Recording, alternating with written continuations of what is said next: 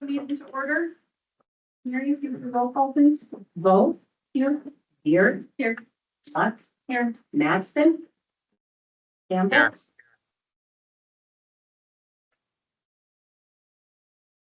We need to do the pledge of allegiance, please, if you would all stand. I pledge allegiance to the flag of the United States of America and to the republic for which it stands, one nation, under God, indivisible, with liberty and justice for all. Thank you, everybody. Please to have a motion to approve tonight's agenda. I don't believe there's any changes or additions. I'll make the motion. A second. It's really motion in a second. Oh, we have to do roll call. So we'll have to do a roll call with any decision tonight because we do have Tim online. So roll call, Ms. Mary. Ready? Here, Bill. Sorry, it's on one. Yes. Yes, here. Yes. Here. Yes. Mattson. Yes.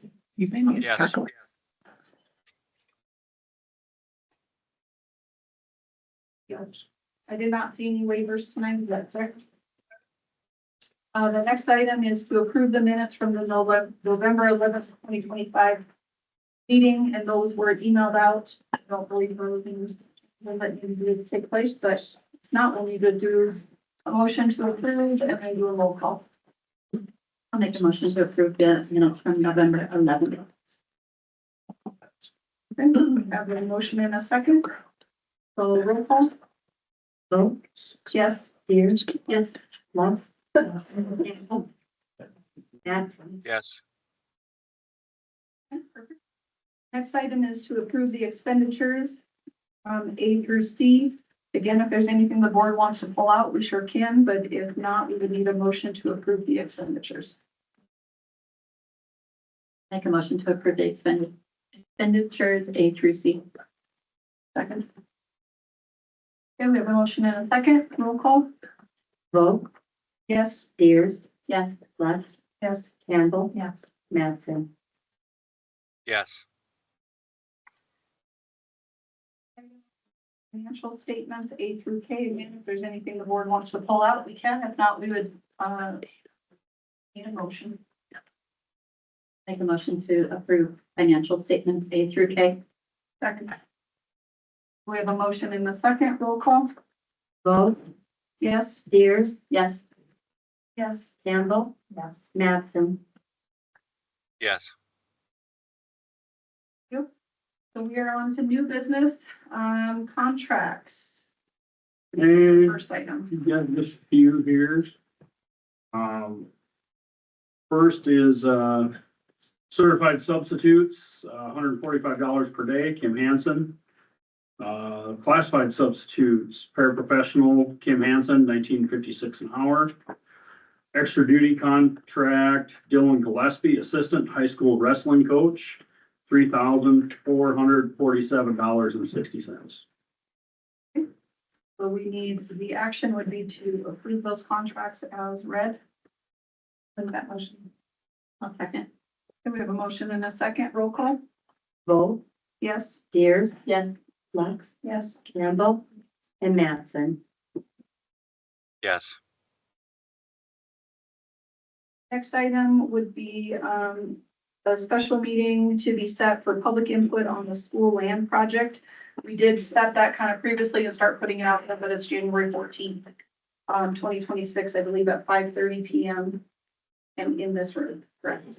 Well, we're gonna put that, I think we had said probably in the cafeteria. Cafeteria. Okay, so we'll be in the cafeteria on January 14th. And we did decide to set that public meeting. The entire board agreed to hold a special meeting just to talk about land use, so we didn't have to have all this other items on the agenda. And so that will be January 14th at 5:30 in the cafeteria. So, with that, we would, Well, and one thing I would comment on that, yeah, like I would guess I would like the board to approve Yep. that date and that meeting date, just, for the benefit of the audience, that'll be kind of a, like kind of a town hall style thing, like we'll give, so you won't have all this other business. I mean, there will be probably a limited amount of time to speak, but it'll be a little more of a back and forth, like in a regular board meeting. public forum. It's just kind of, you stand up, you get 2 minutes to speak your piece. The board just listens. They don't really get into any back and forth. That'll be a meeting specifically where the public can ask questions, interact a little more with the board members, that kind of thing. And then I'll touch on the board meetings later. So we just need a motion to approve or to set that special meeting on January 14th. I'll make that motion. Second. Okay, we have a motion and a second. Roll call. Vote, Yes? Spears, Yes. Lux, Yes. Campbell, Yes. and Mattson. Yes. Next item is we had a climate control proposal for the middle school remodel project that we need to do. Was that that was in the packet? Yeah. Okay. And basically, again, as I stated in my memo to the board, this is kind of separate from the rest of the building project because, just with the relationship we already have with climate control and tying in with our existing system. It just was kind of simpler if we did this as an owner item.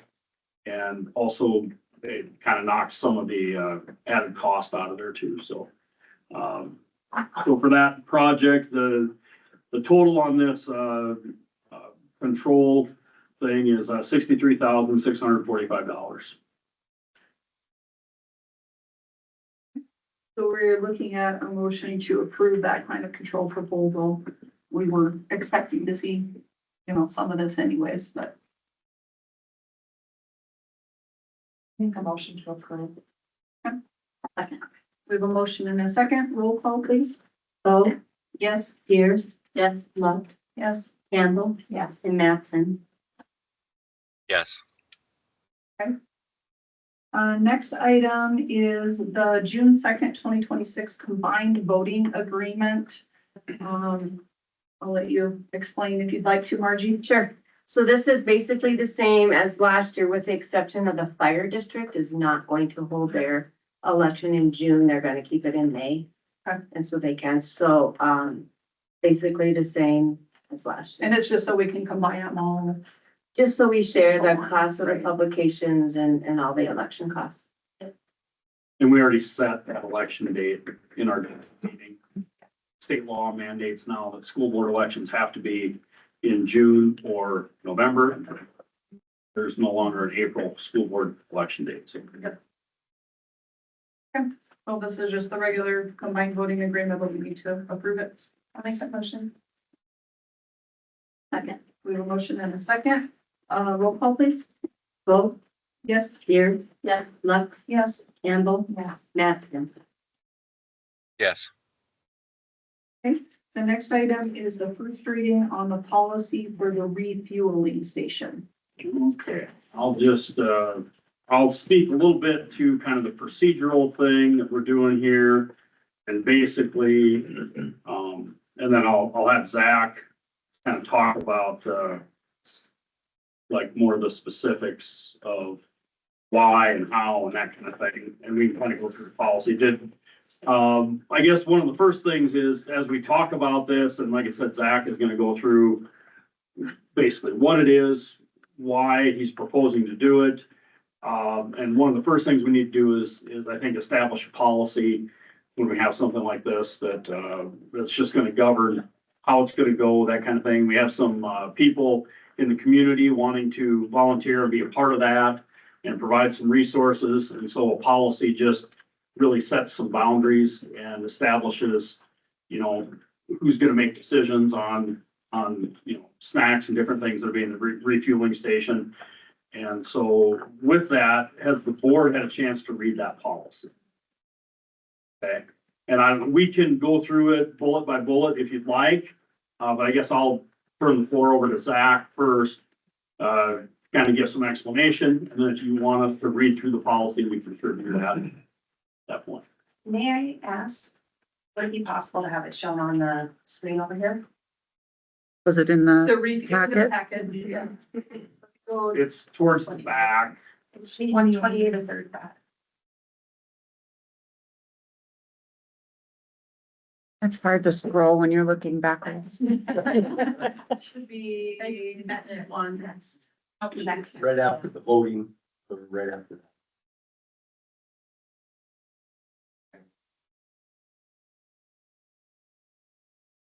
Thank you. Zach, do you wanna kind of give us more explanation of why and what and how and all that stuff?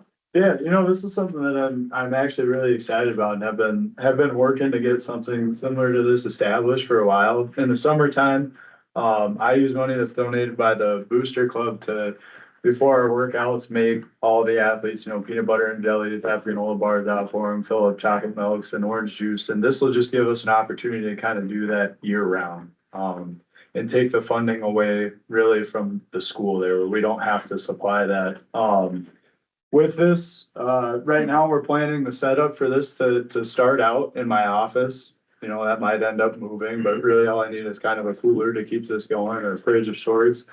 And the times we're looking at would coincide with those strength and conditioning and practice times. The big need for this comes from right now, we have about 40 athletes that are here either at 6 or 7 a.m., 3 days a week. And most of those athletes also have practice after school. So we're looking at, kids spending up to 12 hours a day at our school and really only having the opportunity for a lunch kind of right in the middle of the day. So, or the breakfast as well. We're looking at doing this from 7 a.m. in the morning to 8:20. That first group of lifters gets done right at 7, so my office would be open. I'd be in there for them from 7 to 8:20, and then also 2:35 p.m. to 3:20. So right at the end of 7th period.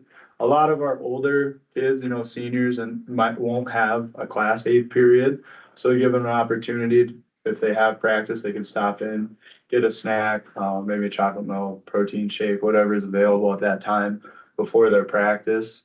Right now, looking at criteria, first and foremost would be any athlete in season. And that would apply to those at the end of the day. So anyone who's in, right now would be wrestling, boys basketball, girls basketball, have an opportunity to stop in at the end of the day. Or any athlete participating in our strength and conditioning program. So those coming in the mornings. We do have a couple classes throughout the day as well. So we have to align with the state standards set for those meals. And then the rules we're looking at for this would be, each time an athlete visits, one drink and one food item.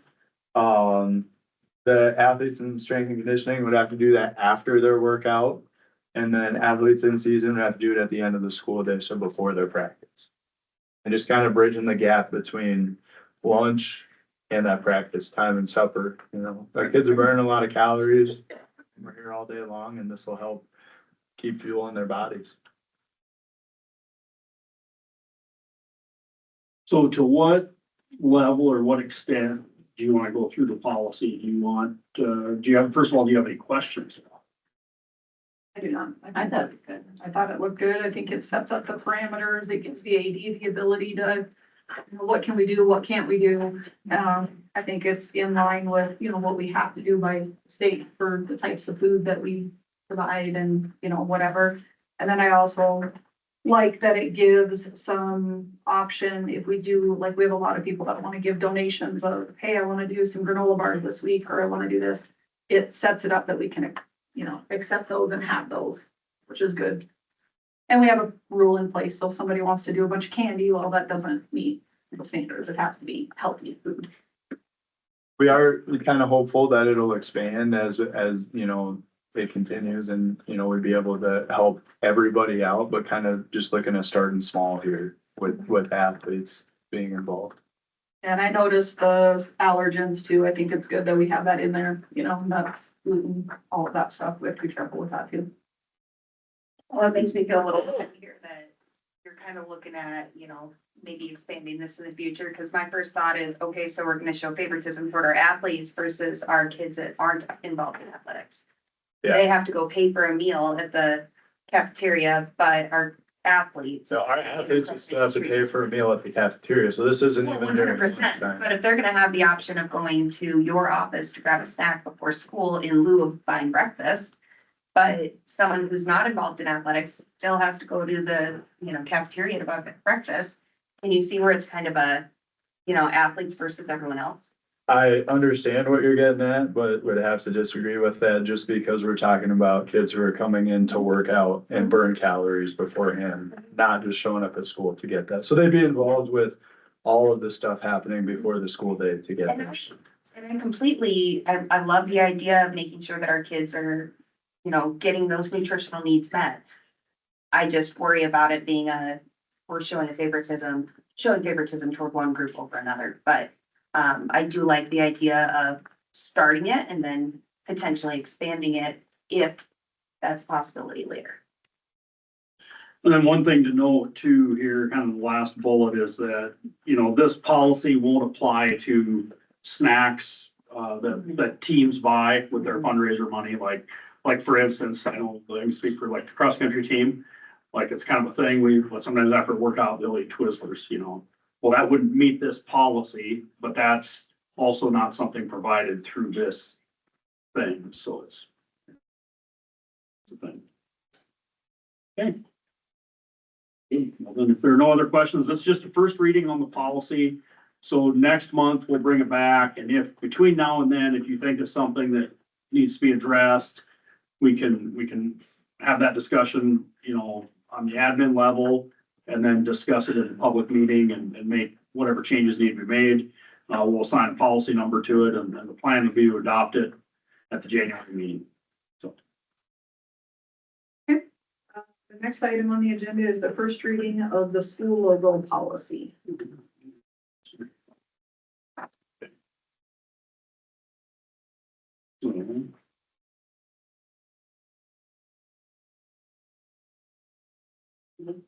Oh, there you go. Okay. So basically, the impetus for this is that as our culture and branding committee and some of our administrators have been working to, identify our brand and kind of standardize our brand as far as colors, logos, that kind of thing. And then also as we're like as a school, we're working to get more apparel out there and that kind of thing, like through the Digger Depot. And there are other groups, outside groups that want to help with things. We felt it was appropriate to have a logo policy in place, just to kind of guide the use of our logo so that we protect it. We have control over it. But this policy is really, pretty permissive, or actually pretty easy for somebody to get access to our logo. Like if they have good intentions and they're doing something to help to promote the school district or whatever, there's a pretty simple process to ask for that logo. They just have to identify a specific purpose that they're doing it for. And then we could grant that permission, and when that project is over, they would need to request permission again. So that's basically the gist of it. Any comments from the board on that? I think the only thing I ask is put the policy framework together in the same, so it looks the same as all of our other policies. Yep. So right now you have 1, 2, 3, like that's not the framework. So just, if you could just rework it to make sure it matches so that when it gets put in the policy, it matches the formatting. Other than that, I didn't really have any. My only question with it, and you kind of answered it.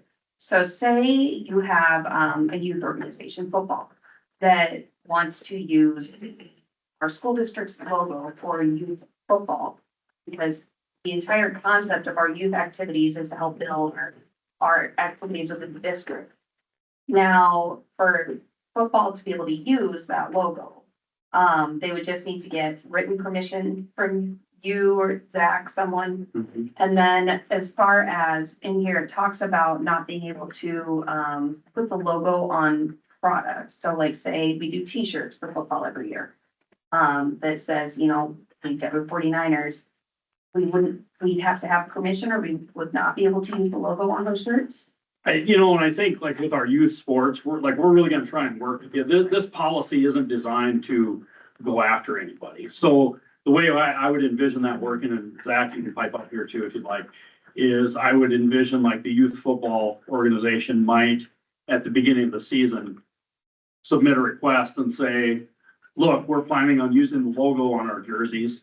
And we would also like to do team t-shirts and, you know, kind of what you like, would it be okay for the 2026 season to do these things?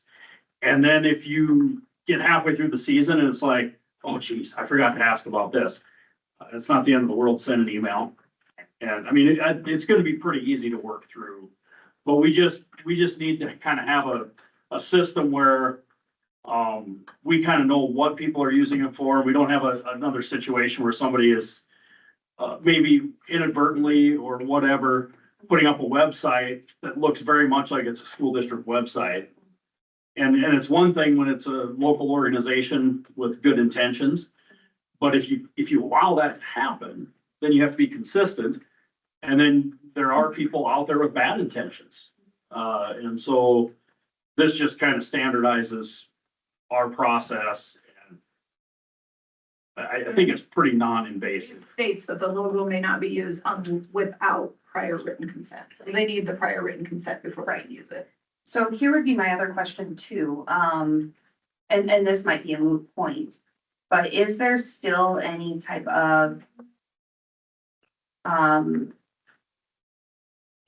is it still the school district's logo to use the Deadwood Bears? Because my question there would be that there are times, you know, our baseball team likes to do throwback and things like that. Would that be something that we potentially want to put in here too? I guess, I don't know, that's possibly something, that we can discuss, and maybe we need to discuss that between this reading and the next reading.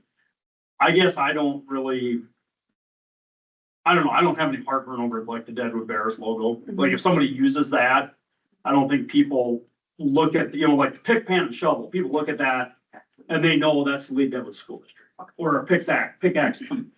I don't think that still applies with the Deadwood Bears. It's kind of an archaic thing. The other thing I would say is I think that was a clip art of some sort. I don't know if that was ever a logo created by the school. No.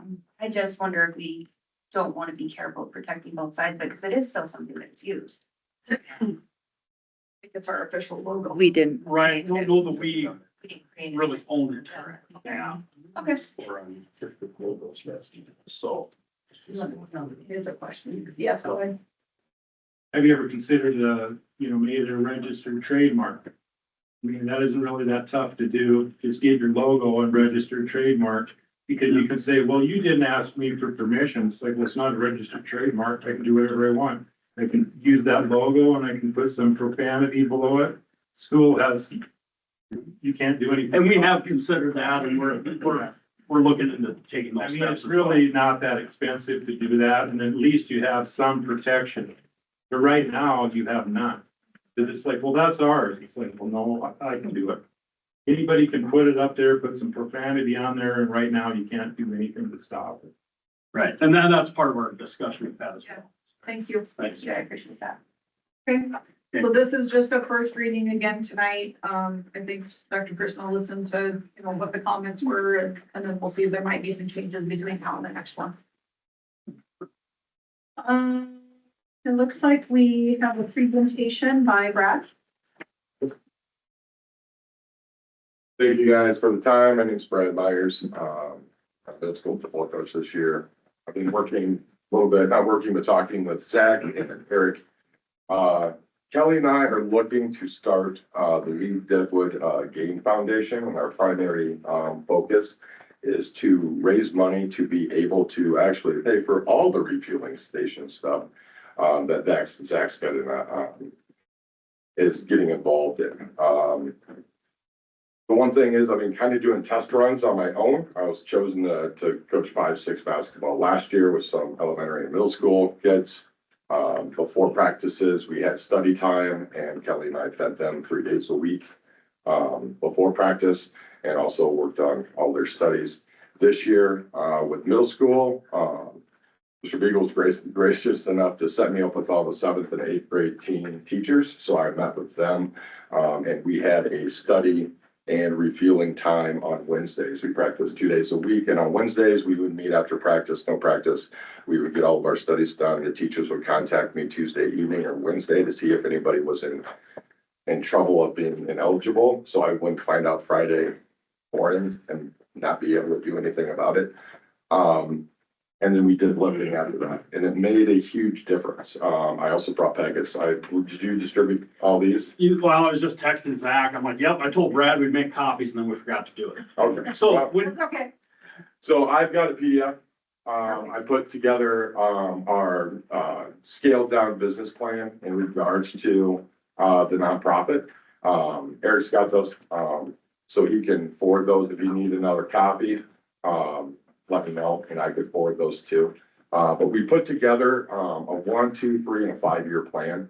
This first year plan is going to be focusing, on the athletes, but also, in regards to being able to fund that, whether it's every single athlete, every boy and, female athlete throughout the season, throughout the workouts. There's a lot of off-season athletes right now that are lifting. They need to refuel. The reason I know that this works is we have Will Hudson, who's a 7th grader. He's our 7th kid. We've had 6 athletes already actually, we will now have 4 out of college this weekend and next weekend, that all, played at a high level, in Michigan where we came from, or played at the next level. And this is one thing that they implemented. And the one thing too, is I also brought studies that I can forward to you guys in regards to how athletics in districts. I brought, at least 10 studies within the last 10 years that improve not only the academics, but the, test scores, everything else like that. So we really want to try to focus and encourage the, athletes here and the potential athletes to join and let them know that, hey, you know what? It takes a lot of work, but we're going to feed you the right things and those type of, important items. The one thing is even on my tiny little study with my middle school team, disciplinary actions during season were way down, correct, Mr. Beagle? All we had, and then, eligibility was way up. It wasn't an issue this year. And the communication with teachers with me to do my job as a coach, not only just to coach them, but also to make sure they're student athletes and remind them that student becomes, that word student comes before the word athlete, makes a big difference. And that eating and letting them know, like, hey, you gotta put in the hard work, but we have to do what you want. Now, year 2, what I want to do, which you will see in this, is team up with the local universities and put together a free tutoring program for all of our student athletes, as well as any other student that wants to be here. There's tremendous opportunity at the universities that I've talked to in regards to, especially BH. They have teachers coming out of there all the time. And it's one of those things too, where it also opens up a pool of teachers for you guys to actually hire too. So you're not sitting there looking across state lines to try to coax people over here as well. The one thing that I want to really hope, is to have your guys' support. I wanted to come here and present it to you and give you all the information. So I'm hoping, you have questions. I was hoping to do a Q&A if you guys had this, but feel free to reach out because I want to make sure that, that our foundation wants to work with you, but it is tough to start a foundation. So I kind of need to know, like, if this is something that you guys are going to get behind, because, it is money that Kelly and I are spending on our own with our attorneys and things like that to set it up properly throughout the state and make sure that it follows your guys' policy when it comes down to what we do, and things like that. And so to be able to get this started, I really want to start it at the, beginning of the second semester, somewhere in January, and just start on the Monday, Wednesday, Fridays, and then start getting into all the athletes. Now, the one thing too, you mentioned, are we not including other students? Well, at the musical, I saw quite a few athletes singing last night. So there are a lot of cross in there, but this right here gives a potential to be able to cross those here in the next couple of years. And because of the size of the school, we have so many athletes that are doing all other curricular extracurricular activities. And also, it's one of those things to get people who may be afraid to get into athletics or be part of a team, to get them. But then also at the same time, get them stronger, faster, smarter, all that type of stuff. So that's what we are planning to do, but we, can't really move forward. Hope that we have support of the board, to be able to set up this foundation. Because, all of our food for middle school was actually, we had local businesses come into our store to find out what we were doing for our middle school teams and write us checks to pay for the rest of and the entire year and our after school. So the community in Deadwood on Main Street who have no kids in the district, have no ties to the school necessarily for a long time or at all, actually came to us and think it's a great idea. And I think it will bring the community together because, you know, we are two towns, but we are one team type of thing. And I think it would benefit our community not only to increase our success at athletics, but also with grade point averages, test scores, those type of things. Because nutrition right now is so huge. And like Zach said, he's absolutely right. we've got a 12-year-old probably burning 3,000 to 3,200 calories a day, and it is tough to keep up. And when everybody else, and we want to provide that so it doesn't take a burden out of your guys' budget, but also promotes what needs to be done. Just one more thought. I have a whole study too, which I'll email to Eric that you can distribute, in regards to growing athletics, how it does help the grade point averages, scores, but also grows the district. I know our district gets smaller and smaller, but I think, you know, with what we have here, it's such a great place. I don't think others know about it. And when you start to build successful athletics and things like that, your district will grow. So I've got plenty of studies over the last 15 years with sites and everything. If you guys would like me to forward those to you, I'll be more than happy to. Okay, thank you. And Brad, again, I apologize about the copies, but right at the end of the meeting, I can run up and print some off. And I think this actually kind of, I mean, I'm assuming that's why it's on the agenda this way, but with having two first readings of the policies, I think it would be beneficial if we'll get that information from Dr. Pearson, we can review it. Maybe have Brad come back at the next meeting, because then we'll have the second reading of the policies, because the policies kind of need to be in place before we can do anything anyways. Absolutely. So maybe that would be beneficial, and then in the meantime, we'd have the opportunity to read through your full presentation. So that would be my thought process. Is everybody okay with that? Yeah. Okay. Perfect, thank you. It looks like we also have Greg here for a student. Okay, I'm gonna say. Family liaison. Yeah. Greg Watson, like she said, thank you. First on my report, I wanted to throw out some numbers to you on our attendance. These are defined as absences from the school board policy. So from the beginning of the year to December 5th, when I ran these numbers, I have sent from the elementary school 41 letters, 5-day letters. Out of those 41, 12 of them have missed more than 8 days. The middle school, 31 letters have been sent out. 17 of those missed 8+ days. And at the high school, 66 letters sent out. 29 of those missed 8 days or more. And again, that's with a grain of salt. That's especially with the middle school and the high school are taken by period. So we've been working with them. I've been working a little bit with all the principals of each building to hopefully get those numbers down. Before the year, we identified 15 high-risk students who were put on my caseload for Check and Connect. Out of those 15, I've sent 5-day letters, or five 5-day letters to them. And 3 of those 5 have missed more than 8 days. So we're seeing some success with the Check and Connect program. That's a small sample size. You can extrapolate it a little bit, but we're going to continue to work on getting those numbers lower, hopefully this next new year.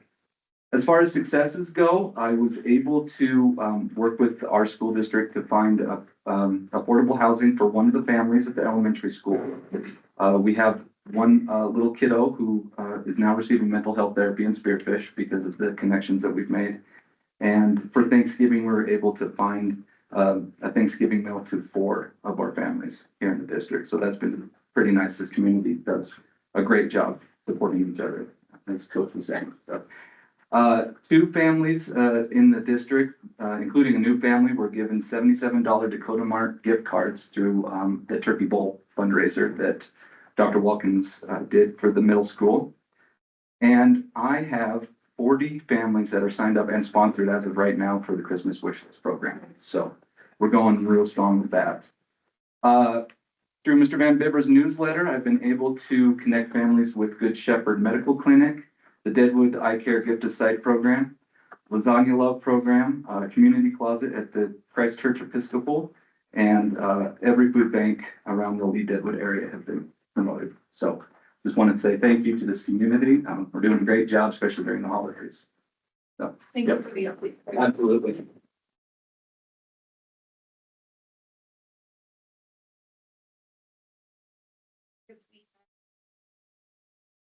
Marino just thanking us, for losing her family member. That we did a piece of.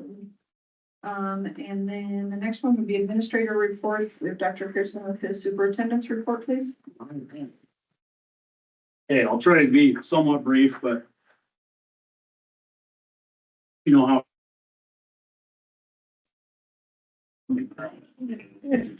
So I guess first of all, just give a little quick update, with our school land project, and I see that's generating a lot of interest here in the community.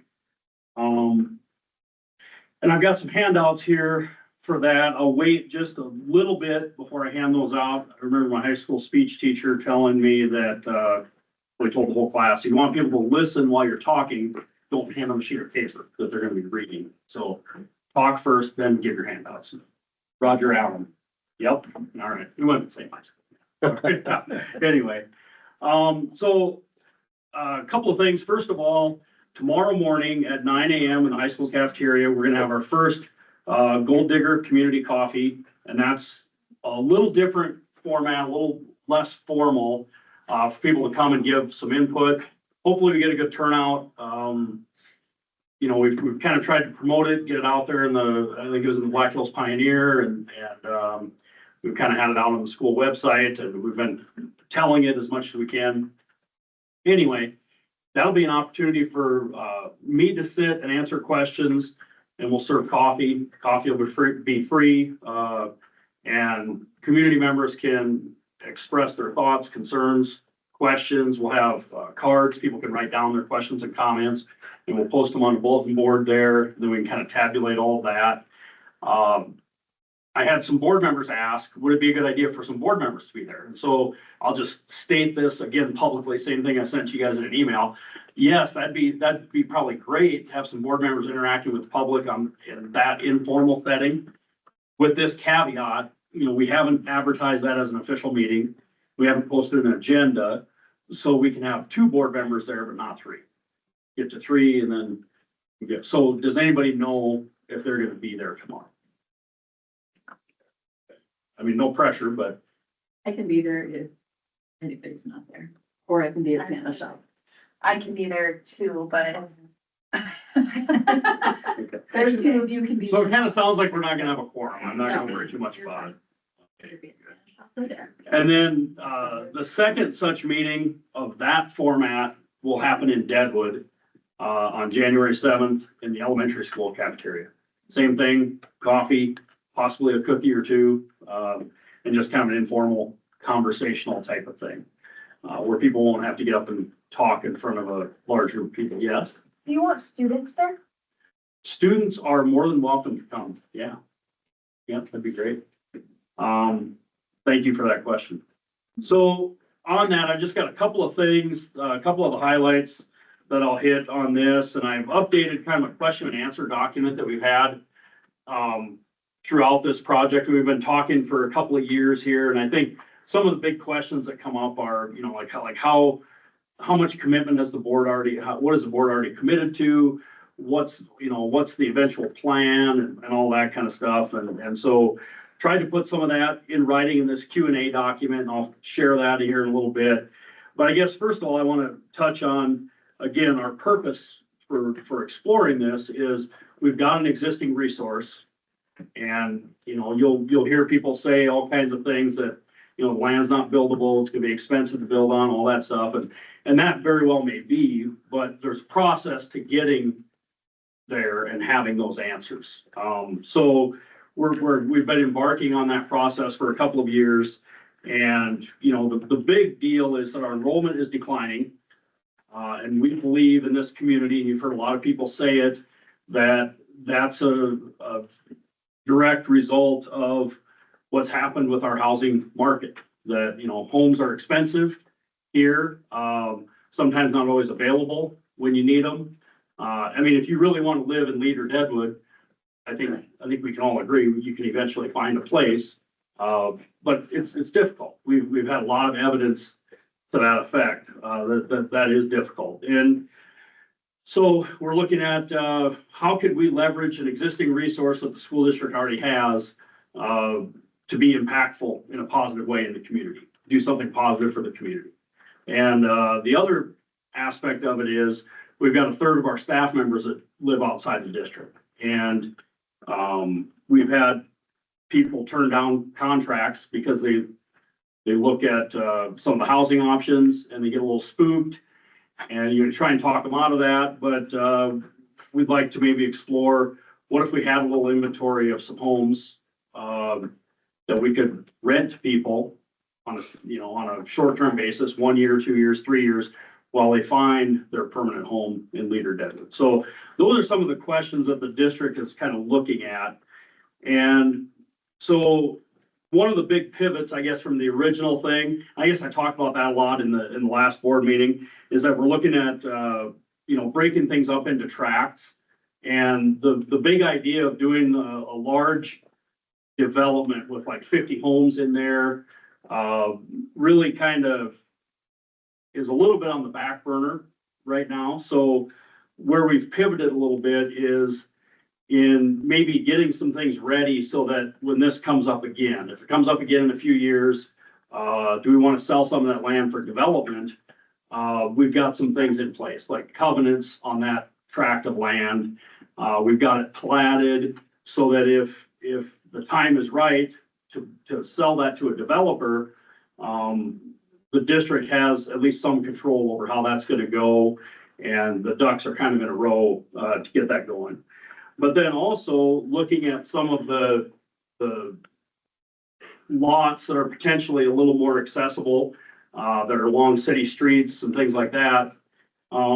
It is possible that in the near future, the district could, construct some homes there to meet that teacher housing, staff housing need. Wouldn't have to just be teachers.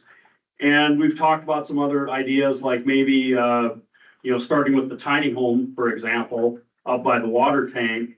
Maybe that would be a good fit for our high school construction class, to build a tiny home as part of the construction curriculum. And then, that could be a home that could be available, for that rental, that kind of thing. So, to answer the question, how committed is the board to that course of action? It's really in the talking phase right now, and it's in the phase of exploring that. But a part of that is, as we're having this land surveyed, and we're going to take it to the city for platting, we're kind of putting those provisions in there, that could be a possibility. So I would think in the coming months, and we'll have that updated timeline for you guys to look at. And again, we talked about last month, originally we talked about approving that timeline maybe tonight.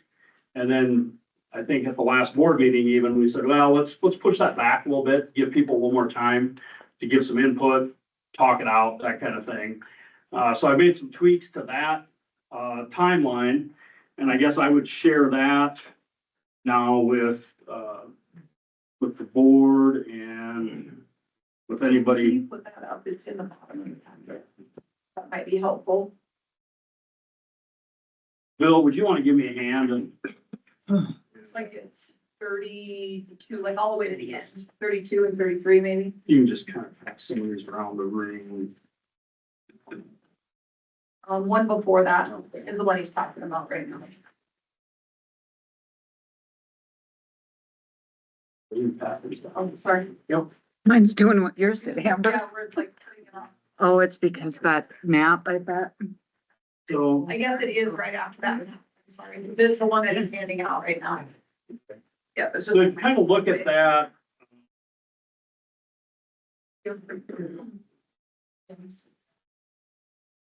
I guess if the board has any comment on, and again, I'm not asking for approval on this, there's some of those things like in that gray area that have kind of already been committed. Those things are kind of already happening. But some of the big decisions are in more of that blue and green area. And those are things that down the road, and not that when you approve this timeline, that means that's locked in, but it's, getting a little more serious and looking at committing some resources. So I guess what I'm asking for right now from the board is, if there's something on that sheet that needs to change, we can entertain that discussion right now. Otherwise, we can continue to look at it some more and it'll come back up next month. That makes sense. Okay. Would you be able to confirm potential locations for these tiny homes? We already did. Yeah, so would you be able to put that map up? I don't know if that one's gonna display very well. It's only right over here. Right, we got on both ends of the room here. Yep, and so with that, if you look at this kind of brownish triangle here, tract 4, and that's right on Lost Irishman Road. There's like a little Okay. hill here, like a little hump. The one that says track 4 is brown. Oh, right here. Yeah. City water tank is right here. That's where we're talking about potentially the tiny homes. And so just to give you an idea, like on the approval process, if you approve that timeline, okay, that doesn't necessarily mean you're locked into that. I mean, there will come a point in time though, where it's like, okay, you got to decide if we're going to do this. And I'll just say this, I'll say this to my dear friends out here in the audience as well. I'm not willing to stake my livelihood on this. This is something the board's gonna have to decide that, is this gonna be something beneficial for the school district? Is it something that's gonna be, that it's going to help us achieve our goals? I guess I was kind of given the direction to go ahead and put together some ideas, lead a committee, that kind of thing. I'm not willing to be run out of town with pitchforks and torches if you guys don't like it. So I think that's where I'd like to, maybe at some point, either the board's got to say, you know what, we're done talking about this, or, hey, let's start with this little part. And I think perhaps, one of those tiny homes or that little tiny home cluster on that one lot might be a good place to start because it's not as invasive. It's not putting a home right blocking somebody's view. It's a lower dollar investment. But I think it would also be an asset that, if it turns out it's not the thing, you've only got a certain level of investment there. You've invested a couple $100,000 or a few $100,000, but then you could probably recoup that investment without doing something too large. And again, with the larger potential development, what we're looking at right now is kind of getting that ready so that down the road, I would even say right now, the time is probably not right for that big blue section, for the big blue section, the time is probably not right to tackle that, because it's a very complex thing, I think the market would have to be a little different. Then those pink areas, those are other areas designated in the potential plat that would be retained by the school district. And I guess where I would kind of advocate for this phasing and this map is if I lived across the street from that pink area, I would think the school retaining ownership of that piece and not selling it off to a developer might be the least scary scenario if anything we're gonna have this. And, because I think, and even, hearing some of the dissent on some of this stuff, in my opinion, it's been impactful that maybe like we're looking at, okay, that's maybe not the place to start, but maybe we can plat it and kind of have it ready. But, I think when people do speak to us, it matters. So I guess that's about all I have on that. And as I kind of get going down my report, I'll get up and pass these sheets around so you guys can look at them, but. We could, yeah. Yeah. No, I'll move on from this. Yes, we can keep. This one, and there you go. Thank you. So the next item, I guess I'd like to report on, and this has been kind of a long time coming, but we've really been cautious, and that's, we're about ready to launch, we're currently launching our official Lead-Deadwood School District Facebook page. And there are a lot of people that get their information from Facebook and they really use that more so than a website, but we kind of wanted to make sure we'd have somebody that is gonna be in charge of it and that kind of thing. And so, Caitlin Clement has agreed to kind of take this on and get that Facebook page started. And, anything that she does outside of contract time, will be paid on the hourly rate that's in the negotiated agreement for teachers. So, we already had a rate established there, and there's a higher rate and a lower rate. This would be at the lower of the two rates. And then with that, like say if she posted something during her prep time, during the school day, well, she would fill out a voucher to be paid for that time because she's already under contract. So that's kind of how that would work. So, I'd say give us about a week to really get it up and running. And I think over time, it'll get better and better. So that's really kind of an exciting thing to have that presence on social media. And it'll also correlate with our, what do you call it, Jamie? The banner thing on the The website, announcements portion of the website. right? So she'll be able to post You can something do both at the same time. simultaneously in both places. Yeah. I was just say it might be helpful and I can probably help with it, but I'm an administrator on all of the Facebook pages, so the PTO page, the middle school page, the high school page, I've been for years, just on my ideally, once this one is up and running, I'd really prefer not to have to post things on those pages. So I would probably reach out to, there's a couple other people that are administrators and just say, hey, if you're willing, can we just take these pages down once the new one is up? I think it would be helpful to kind of get everybody geared to one page to get all the stuff. Yeah. The only thing I had with that though is the district going to be willing to post community stuff that has the verbiage on the bottom where we require, that says this is not affiliated, because if they're not willing to post those things, then we need the other pages, because that's how like all of the youth, 49ers, all the people use those other pages. But it would be beneficial, I think, for the district to be sharing that stuff. Okay. Like, hey, registration is happening. I think- for 49ers. I think that stuff would be, yeah, that'd be great. When you first said community stuff, I was like, okay, $3 wells at the Elks Club. No. It's always like, I'd say most of the time those pages, 49ers football, softball, baseball, like when registration's going on, soccer. And then if everybody knew in those organizations, hey, you just send it to Caitlin and here's your flyer, whatever you're doing, you still have to create the flyer, but you have one resource to send it to, and then she would post it. It would be very helpful, I think, just community people to have one place.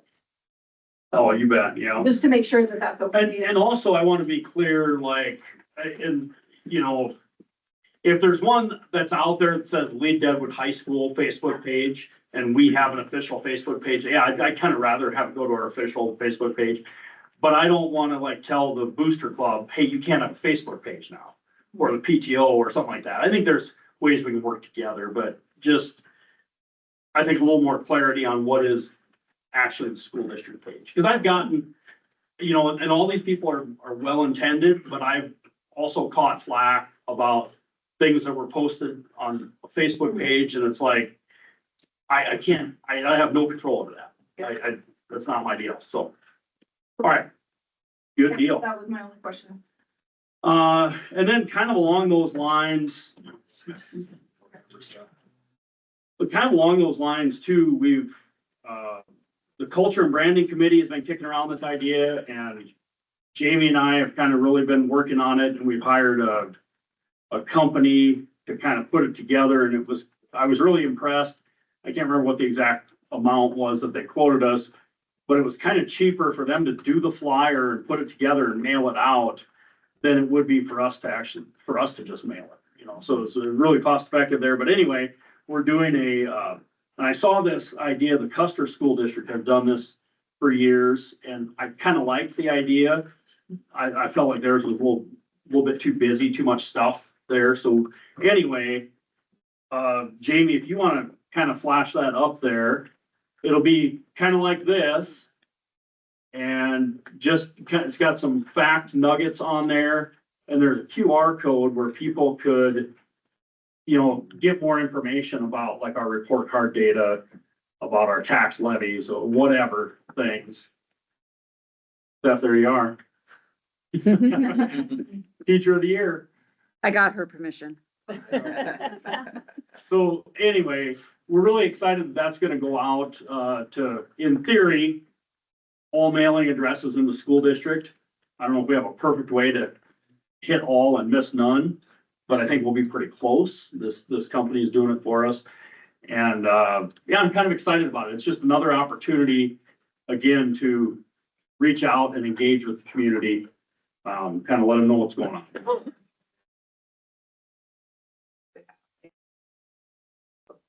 Yes, yeah, so, Website, whatever, like if people missed it or they want to share it or whatever. Yeah, and then we were actually going, I didn't have the QR code for Facebook yet, but we actually gonna promote that on there as well. Yep. yeah, so that's good news and kind of exciting. Now we get to talk about something that's not as much fun to talk about. Bill's making a face. Yeah, the middle school remodel. We just, like, every time we meet with those guys, we're happy with the quality of work that's happening over there.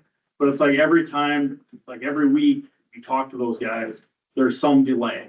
And it's long lead times on certain things, on some heating equipment, flush wood doors. And then like those, aluminum and glass storefront doors, we've got like 4 of those that are going in there, long lead times. So we kind of came up with an alternate plan. I mean, we were supposed to be moved into the new office. That's obviously not happening. That's probably gonna be more like mid-February by the time that happens. Well, then we kind of talked about how can we keep the project rolling? Like, we really want a lot of the demo work in the current office to happen over Christmas break when people aren't here. And so we really talked about some mitigation strategies to get some of the loudest work to happen over Christmas break, school hours. So they've been pretty good to work with on that, saying, yeah, they're gonna try and accommodate that. And to do that, Jay's gonna kind of bear the brunt of it in the short term. We're gonna move his office down the hall to another spot temporarily in the middle school.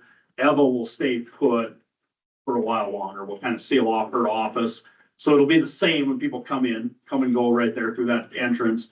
Meanwhile, back where Jay's office is, the nurse's office, the teacher workroom, and the conference room, they can start working in those areas. It's not ideal, but I think we're kind of trying to do the best we can. Did I pretty much hit that, Bill? You got it. Thanks for your help. I'm just kidding, Bill. I couldn't do this without Bill. He does a lot, as you guys know. I guess the next thing I have is just real quick, and that's our district pulse presentation, where kind of like a state of the school or like a little state of the union address. Last year we did it during the in-service schedule. He's not going to allow that. So I will deliver the district pulse presentation on January 12th at 4 p.m. Staff, community are all welcome. And then I found out that today that the Deadwood State of the City address is the same day at 5:30, okay, down in Deadwood. So mine will take about a half hour, or not 5:35. Mine will take about a half hour. And then so if anybody wants to hit both, they sure could. But anyway, presentation is open to the public. And it'll basically be an update on the status of the district. Put that on, because last year, didn't you have like a heading or something on the website for that Yes. afterwards? You'll do the same Yep, thing. really visible heading there, and then, yeah, and then Sarah, I think will put it in the paper, or she'll say something in the paper. She's pretty good about that. Yeah. And finally, the last thing, we talked, I think, last month about presenting to the School Finance Accountability Board about being 0.5% over in our fund balance. And that board approved our waiver for that, saying, yep, you're taking steps to correct this. But then that wasn't the end of the story. It had to go to the joint appropriations of the legislature And I had been told kind of horror stories that they were not going to approve our waiver, et cetera. And it was kind of like no discussion, like us and Hill City both got our waivers confirmed and just, yep, you guys are good. Don't bother us, go away. So that's good. Good news. That's all I have. That wasn't that long. We have a lot. Okay, There's a lot going on. thank you. So we are to Mr. Beagle. Yeah, You so, want to talk about your office being moved, don't you? yeah, well, yeah, it's kind of a little closet for, that'll work out just fine, but no, everything's good. So a couple different areas here, talking about a little bit about special education and, the middle school. So every December, we have a thing called Child Count, and Child Count is a count of all children with disabilities aged 3 to 21 receiving special education related services, according to an IEP. Special education child counts based on a count of eligible students served by each district on December 1st of each year. Child count is a federally required data collection, and the count is also used in the state aid to special education funding, which we do not qualify for. So we report all these kids, but we do not get federal money for them. Child count must be submitted by January 16th. So where teachers are going through all their caseloads, their kids, and all the data that go along with that, and making sure that everything is correct. And the final certification must be completed by February 27th and signed off by Dr. Pearson. As of December 1st, we have 110 total students that are served in special education in our school district, and that's down 10 from last year. At 100, we had 120 last year at this time. Elementary has 54, middle school has 30, high school has 20, and we have 6 students that are currently served in out-of-district placements.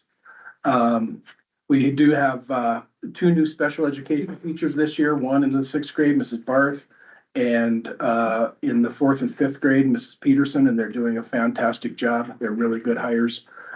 Really pleased with their work. And last thing about special education that really excites me is that we have a state review sometime next year. So those are really fun. I'll let you know. That's being sarcastic. So anyway, middle school construction. I'm not going to go into that. You've already heard about that. I just want to comment that the teachers and the students are doing a really nice job with the inconveniences. I know that teachers probably could come in and bark at me a little bit more than they have, but they've been really nice, and they're doing a really good job with keeping kids engaged. So they should be recognized for that. You know, our career and technical ed focus in the middle school, I think, is really a good area that we're exploring and continue to grow. So that hire that we had this year with the additional classes has been going pretty well. And we really looking forward to expanding those kind of offerings next year, and especially when we get our new classroom finished, so that we can do all those things over at the middle school.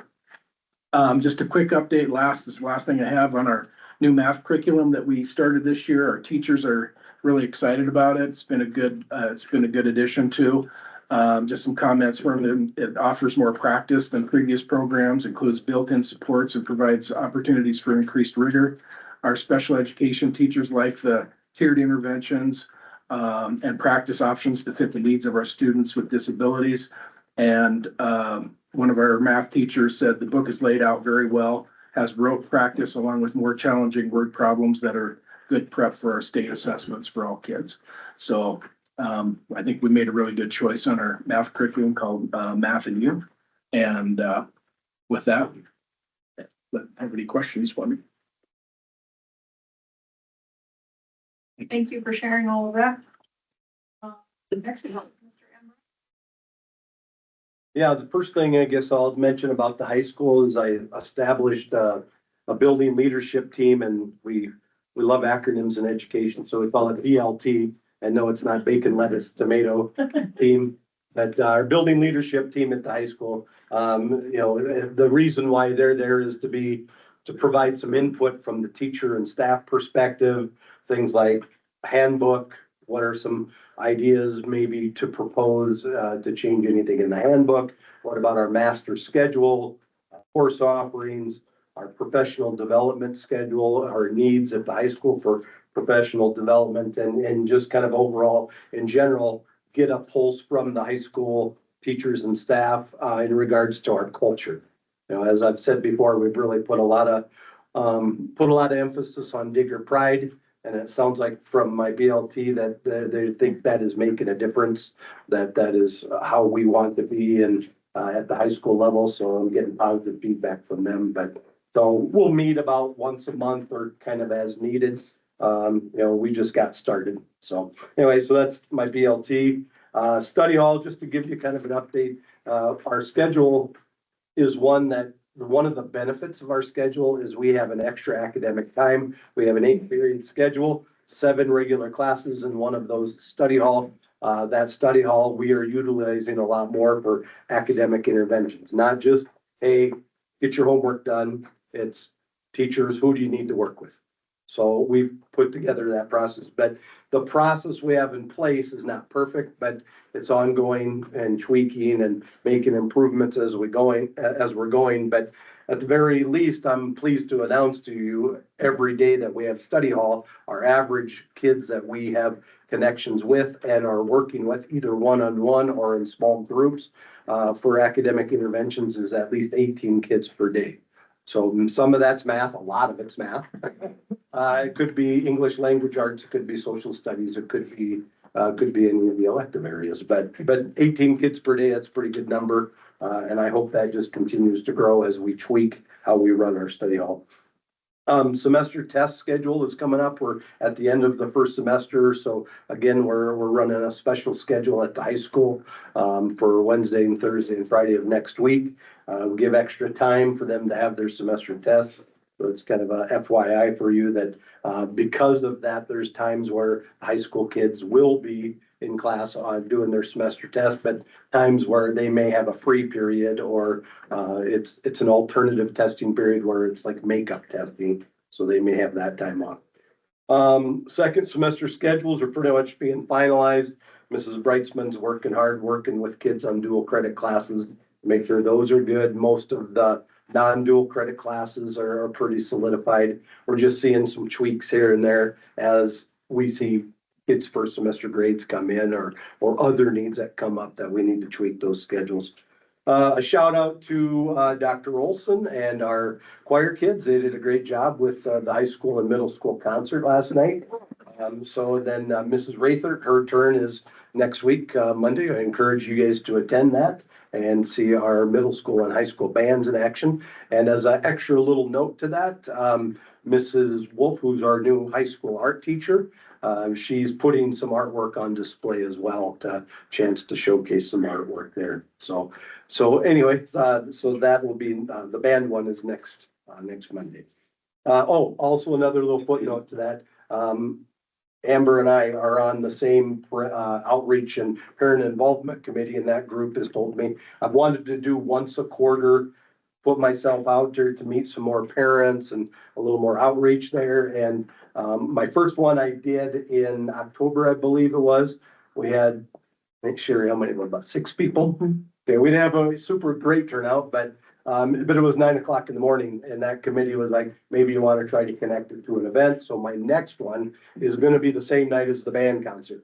I'm picking back off the band concert and a chance for me to interact and present some things about the high school after the band concert. And then lastly, if you didn't know, I was lucky enough to be pied in the face. The National Honor Society did a food drive, and whoever had the most donations put in their box or money donated, they got pied in the face. And so it was good for my complexion. I got a nice pie in the face about a week and a half ago or so. But I don't know if I forgot to get the totals of what they raised, but for the Lord's Cupboard, they were able to get a lot of good donations, monetary and food. So kudos to, what was it? 8 boxes. you remember the number, the donation number? Yeah. Yeah. Missing boxes. So, but anyway, my complexion is really good after that. So, NHS is really getting involved, proud of them, student council getting very, involved as well. We got a group, some student organizations that are really trying to contribute to the community and make it better. So that's it for me. Thanks, Mr. Brett. Next activities, Zach? Yeah, something new kind of going on for us, with that game one contract we signed last year, by December 20th, I had $2,500 to spend through Under Armour, so, coming up here shortly, you'll see sweatshirts and sweatpants that the students in Mrs. Todd's class have designed, that'll be for sale in the Digger Depot. And the only cost to us with those was the actual screen printing on them. So we got $2,500 worth of sweatshirts and sweatpants for free sent to that use the design our kids developed in class. And those should be for sale here as soon as the winter sports kick off. It should be in that box anytime next week. Mr.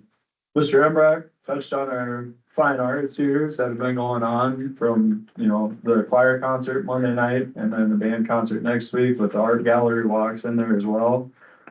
So I kind of missed my fall sports report. I think I had something scheduled that night that I was supposed to present that last. So I was gonna touch on that a little bit here with, cross country starting off. The girls had a very successful season. They sent 2 to state, and came close to qualifying as a team. I believe on their varsity roster, they had 1 freshman and the rest of the girls were middle schoolers. Right? Yep, that's correct, yeah. Boys were all middle schoolers, so, those programs continue to grow. The numbers are going up and the results are also, increasing every year. Boys golf sent 1 to state and had 2 other golfers on the fringe of qualifying. The dance team ended up falling below the number of athletes needed to participate at state dance. They did a couple competitions, but by the time state dance came up with some ineligibility issues and other things, they fell, I think you need 6, if I remember right, to participate, and they fell below that number. Football did end the season winless, but if you attended those games this year, you saw they had a much more competitive season. There were 5 games right in the middle of the year that we were in. And in our senior night, the boys had the number 4 team in the state, in class 11B, kind of against the ropes. They won on a last second play. Right now, we are waiting to see what our enrollment numbers look like with the free and reduced lunch multiplier, to see our classification. As soon as I kind of get that, I'll have a better idea of what our schedule will look like, but that will come out, the schedule will come out in the spring. As soon as it comes out, I'm gonna present that to the Deadwood Events Committee, as it's published, and then, the Kiwanis Club, work with them to set up the Prospector Bowl for next year. And with the Events Committee, we'll look at our homecoming game and what date works best for that. Volleyball this year won double-digit games, and had their most successful season since 2019. Next year, they will have a schedule change with the conference split. So the teams from the Black Hills Conference, you'll see us playing next year for volleyball and boys and girls basketball will be Custer, Belfouche, Hill City, Hot Springs, and Red Cloud. Some of the games that we picked up to make up for those AA games and 2 Rapid City parochial schools we're losing are, McIntosh, Timberlake, Dupree, and Jones County. I'm looking to get 1 more game in there to fill out our volleyball schedule for next year, hopefully an A school, on more toward the east side there. Moving into our winter sports here, so girls basketball season actually starts tonight at Belfouche. They're playing their first game. They lost 5 seniors from last year's team and snapped a 48-game losing streak. They do have some low numbers this year, but with the middle school season wrapping up here, they'll have enough for a varsity and a JV when some of the eighth grade girls move up to play JV basketball. And the schedule for us will look more like we have a varsity and a C team, so they're not really gonna play many JV games, but they'll pick up those C team games since it'll be mainly 8th graders and some freshmen there. Boys basketball this past weekend participated in Northern Hills officiating jamboree, and what that is just a day where all the new referees in our area get together. They have a classroom session and then they get to work in, teams to officiate games. We played Belfouche, and beat Belfouche by 15 in the jamboree with our varsity and their varsity. We're gonna have enough boys to play 3 levels this year, so varsity, JV, and C team. And, you know, if you look back here, ever since Coach Jansen's taken over the boys basketball program, we've steadily increased, you know, kind of the success that we're having. So looking for another good year this year. Wrestling was down at the Custer Invite last weekend. We sent 6 boys in place 3, sent 7 girls place 5, and Eddie Atkins won, title at 145 pounds. This weekend, so Friday and Saturday, wrestling will be in Rapid City. And got any questions that I have? Thank you. Have those forms for public forum, please. So we do, have a chance for public forum, and I think it's that we had built the information out. I'll just read them. I just go down and whatever you would like to say, you should. Keep in mind that the reason why we set up the next meeting where we're just gonna talk about, you know, the items, but we wanted everybody to have a chance to see this Q&A and kind of the timeline tonight.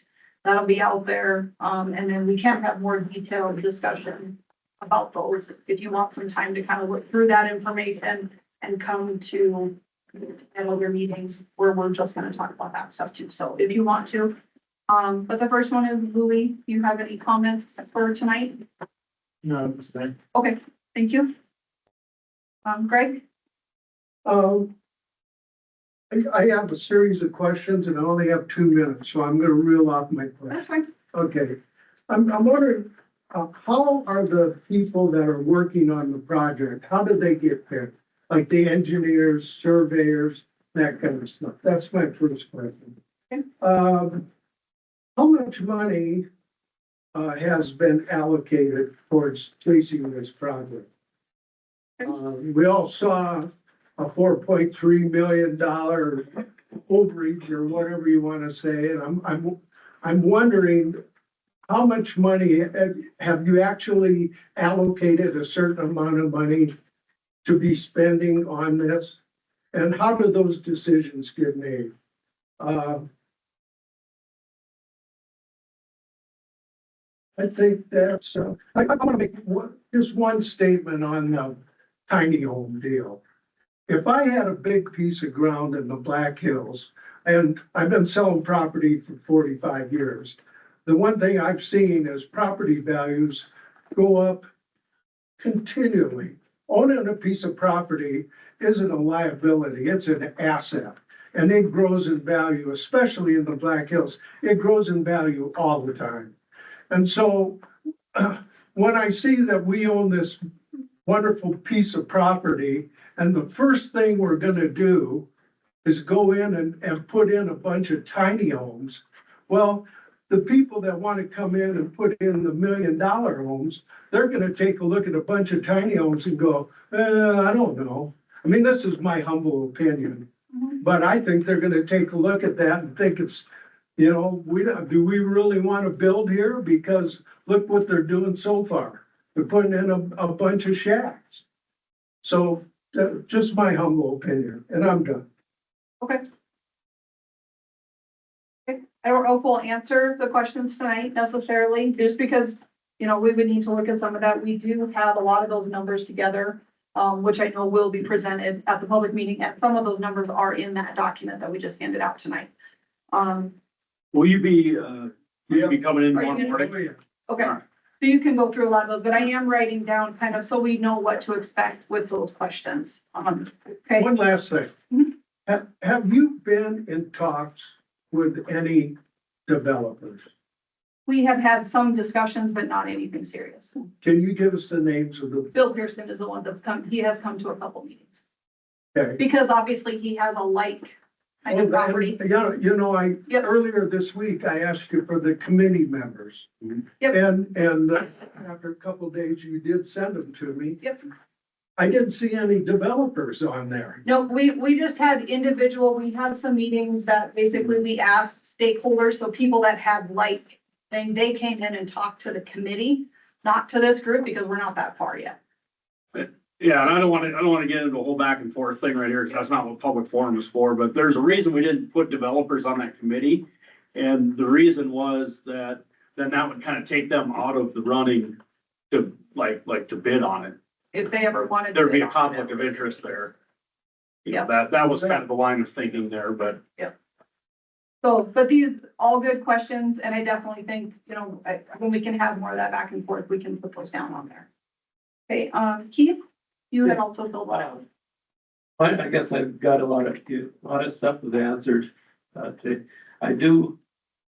would really like to see that, sometime in the near future, that you get some pictures and drawings and stuff like that, the type of houses you're gonna build. And I think that would be good for you guys too. It just needs something else for us because all we're hearing is tiny homes. I don't know if it's gonna look like a 1960s home, or if it's gonna be like a 2-story home, or any of this stuff. It would, it'd be nice to, and I think you're at the time where you probably need to start, putting some ideas in there. you know, just to give you some idea, you know, like I really like what Bill did with Stage Run. You know, Zach lives out at Stage Run, so does Mike. Homes kind of like that, I think would really fill a good need. I've been over and looked at those, and yeah, those are nice homes. Aside from like where we said 3 or 4 tiny homes. You know, I know semantics, but I know you said a bunch of tiny homes. We're talking about 3 or 4. Yeah. Possibly, so. And that was the 3 that I had, picked out before me. You know, these forms are just nice because it gives us, we know kind of what you were here for, and then also spelling of your name and email and contact information if we need to. I think that's kind of all we had tonight. And then just I encourage you guys, you know, to please come on I'm gonna say the date wrong, 14th, January 14th, in the cafeteria there. We'll have some more information. I know at the last meeting, I had mentioned that, we were still waiting on surveying. We got an update this week. So we're hoping still this is kind of what it's gonna look like, but we will have the actual, like, the plats. But we're not platting a lot of individual lots or anything at this point. It's just the tracks, to be able to get the tracks, you know. You're looking at about 5 tracks. So hopefully you guys come have a cup of coffee with me tomorrow. We're hoping we'll have that by the 16th, or they're trying, so. The 7 lot, let me ask you, Mhm. the 7 lots, that you're not doing those now, or is that a Nope. track? Well, that's, we're being transparent with you, like this tract 1A and 1B.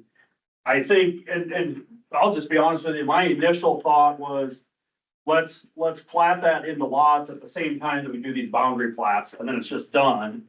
And I was kind of told, you know, that's a little cumbersome, that they kind of have to do it in 2 stages. And so I think that initial plat will just have the boundary plat of the tracts, if I'm not mistaken. I'm just being straightforward with you. The intent was to divide those into lots, but like I said earlier, you know, a lot of this comes from talking with you guys, engaging with you. Like, maybe that isn't the place to start with this stuff, you know, you know, we're listening. Yeah, I think it's very important for people to understand. We are still just in the planning stages. That's why we're having these meetings now, which is why we want you guys to be involved. The tiny home deal, that's on Lost Irishman. Correct. We've, you know, through the years, we've had some properties back there that we tried to sell. And, we ran into, issues with access. Have you perfected your access? Yes. That's been To a perfected. certain point, we can get there. I don't like your verb. I don't know if we've perfected it. I mean, but we've met with the city on that and gone up there and talked about, you know, what it would take. And it's, you know, it's about 150 yards worth of Lost Irishman there. It's not like 3 miles back on Long Irish. Yeah, but I guess when I say that, we've run into people that own property that went across the road and they put up a gate. And, That's past the, so, so we're before you get, the part we're looking at for tiny houses would be before you even get to the water tank. so that area in there, there's open access. That part there, we're okay on. Okay. To at least get to it. Good. Yep. Past there, I would agree with you. There are issues. Past that point, yep. Okay. I think, so we have some questions. You want those? Yeah, you can kind of, I wrote Yeah, them well, up. and I'm sure he'll come, yeah. That way you have some questions to do. So we're having that next meeting. That's gonna be more of an open format. We will still ask, we'll go through the normal process, have you sign in when you come in, because it's good to have that information. On the 14th. On the 14th, yep. So we'll go through that same process. Yep. Okay. All right, so next meeting, or regular meeting is Tuesday, January 13th. And then we'll turn around and have our special meeting on Wednesday, January 14th. Okay. I am gonna ask a question before we adjourn. On the 13th, just so these guys aren't necessarily, we probably won't have anything on that agenda related to the school project, I'm assuming. But you mean on the? On our regular. Yeah, that'd be the, I think The the, 13th, that's the 13th, right? yeah, we won't have anything that night during the school stuff, so you don't necessarily need to come to both nights, just so you know. The real stuff will happen on the 14th. The discussion. The discussion, yeah, just so they know they don't have to come 2 days. Like there won't be any action items to move Yeah. forward for on the school, on the 13th. On the 13th, Okay. correct. Right. Yep, I mean, you're still welcome. you can still come, but just, I know how time it is, you don't necessarily want to come to both meetings if you don't have to, so. Okay, all right, so we are looking at, motion to adjourn. Second. Okay, we have a motion and a second. Do we have to do a roll call on that one? Probably, we'll do a roll call. Vote, Yes. here, yeah, Lux, Yes. Campbell, Yes. and Matt. Yes.